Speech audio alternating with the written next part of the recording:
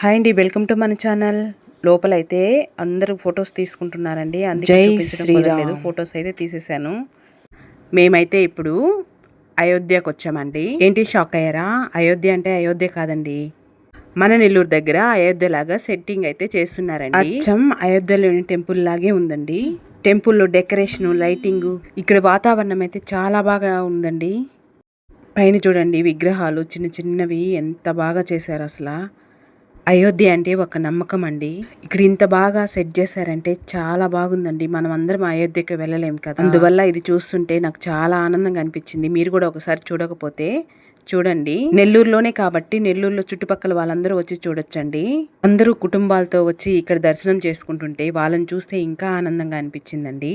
ఇలాంటి చోటికి కుటుంబాలన్నీ వచ్చి చాలా హ్యాపీగా గడుపుతుంటే భలే అనిపిస్తుందండి. వాళ్ళకు కూడా మన దేవుళ్ళు, మన సాంప్రదాయం అన్నీ తెలుస్తాయి. ఇలాంటి ప్రదేశాలకి అప్పుడప్పుడు వస్తుంటే మనలో ఉండే టెన్షన్స్ అన్నీ తగ్గిపోతాయండి.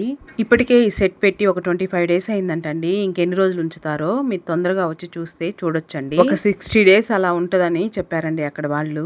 ఇక్కడైతే జై శ్రీరామ్, జై శ్రీరామ్, జై సీతారాం అని ఒక చిన్న మ్యూజిక్ అయితే పెట్టున్నారు. చాలా బాగా అనిపిస్తుందండి.